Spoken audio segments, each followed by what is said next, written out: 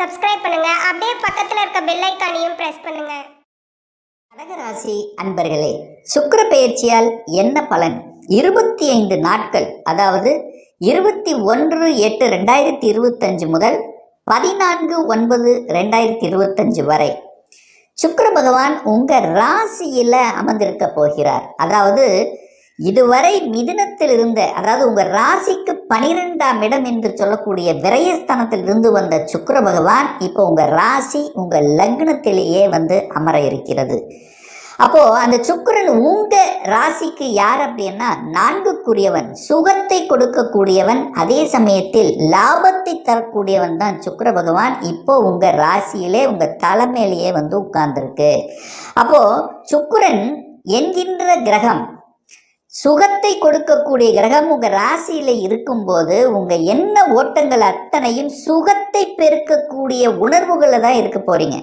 So 4 தாயை குறிக்கக்கூடிய, தாயை பற்றிய சிந்தனை ஓட்டங்கள் இந்த காலகட்டம் அதிகமாக உங்க எண்ண ஓட்டத்தில் இருக்கும். தாயை போய் பார்த்துட்டு வர்றது, தாயினுடைய ஹெல்த்தை பார்த்துக்கிறது, தாயை சம்பந்தப்பட்ட விஷயங்கள், தாய் உணர்வோடு இருக்கக்கூடிய ஒரு காலகட்டமாக இருக்கும். அதே சமயத்தில் 4ஆம் இடம் என்பது வீட்டை குறிக்கக்கூடிய இடம். அப்போ வீட்டுக்கு காரக கிரகமான சுக்கிரன் உங்க ராசியிலேயே உட்கார்ந்து இருக்கிறது. அப்போ நிச்சயமாக இந்த காலகட்டத்தில் உங்க உணர்வுக்குள்ள, உங்க எண்ணத்துக்குள்ள ஒரு வீட்டை பற்றிய சிந்தனை ஓட்டங்கள் அதிகமாக இருக்கும். சார், இத்தனை நாள் நான் ஒரு வாடகை வீட்டில் இருக்கேன், இப்போ நம்ம சொந்த வீடு வாங்கிட்டா என்ன அப்படிங்கிற எண்ணங்களை உதிக்கக்கூடிய ஸ்ட்ராங்காக உங்க மனதில் புகுத்தும். இல்லைன்னா நிலத்தையாவது வாங்கணும், ஒரு இடத்தையாவது வாங்கணும் அப்படிங்கிற எண்ணத்தை ஸ்ட்ராங்கு கொடுக்கும்.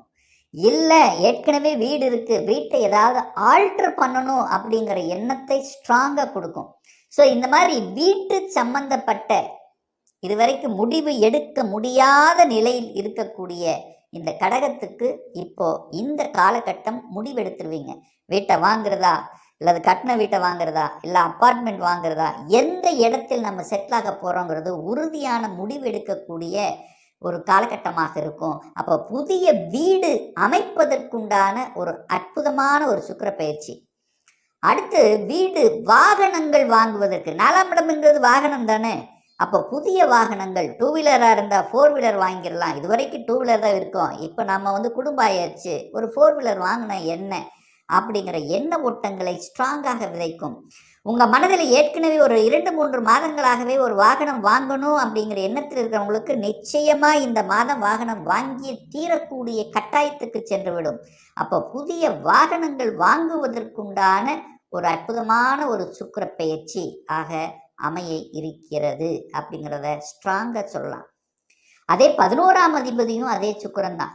அப்போது லாபத்தை பற்றிய திங்கிங், உணர்வுகள் அதிகமாக இருக்கும். ஒரு தொழில் இருக்கிறீங்கன்னு வச்சுங்களேன், எப்படி லாபத்தை அடைவது, எந்த ஸ்ட்ராட்டஜி பிளானை வகுப்பது.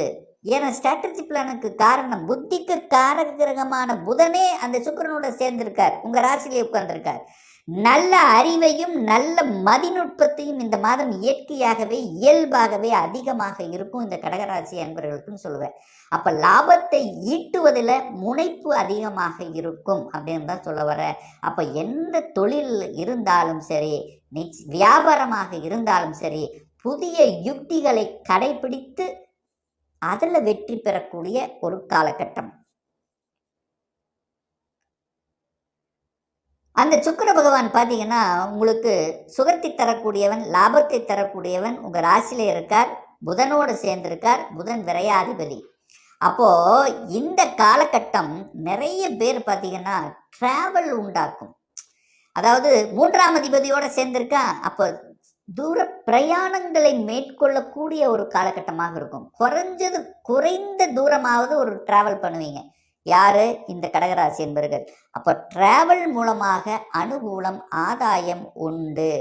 அதுவும் குறிப்பாக இந்த விற்பனை சம்பந்தப்பட்ட ரியல் எஸ்டேட் சார்ந்த துறையில் இருக்கக்கூடிய கடகத்துக்கு இந்த மாதம் ஒரு பொக்கிஷமான ஒரு மாதம் அப்படின்ற.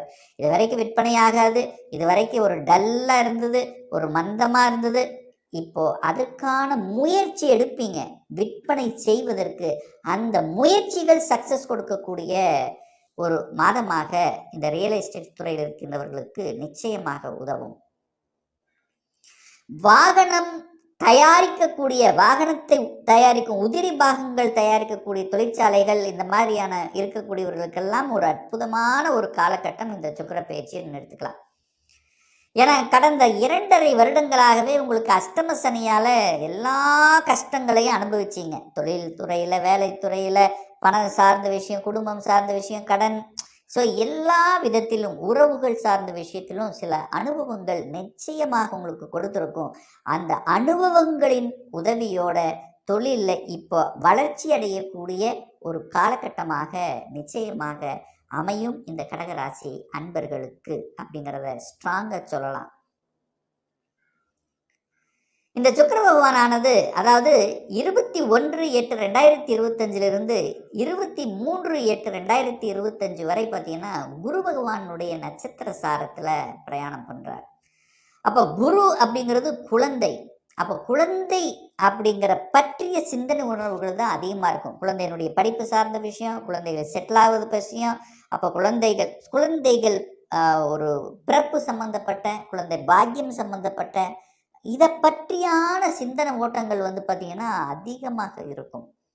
குழந்தைகள் வெளிநாட்டில் போய் படிக்க வைக்கிறது, குழந்தைகளுடைய படிப்பை தூண்டக்கூடிய விஷயங்கள், ஸோ இது எல்லாமே இந்த காலகட்டம் உங்களுக்கு சிறப்பு பெறும். அதாவது குழந்தையை பற்றிய சிந்தனை ஓட்டங்கள் அந்த 3 நாள் அதிகமாக உங்கள் மனசில் ஓடிக்கிட்டே இருக்கும். அதுக்கு அடுத்தது பார்த்திங்கன்னா அந்த சுக்கிர பகவானானது அதாவது 24/8/2025 3/9/2025 வரை பார்த்தீங்கன்னா பூசம், அதாவது சனியினுடைய நட்சத்திர சாரத்தில் பிரயாணம் பண்ணுறார். அந்த சனி பகவானுங்கிறது இந்த கடகராசி அன்பர்களுக்கு யார் அப்படின்னா 7க்குரியவன், திருமணஸ்தானத்தின் அதிபதி.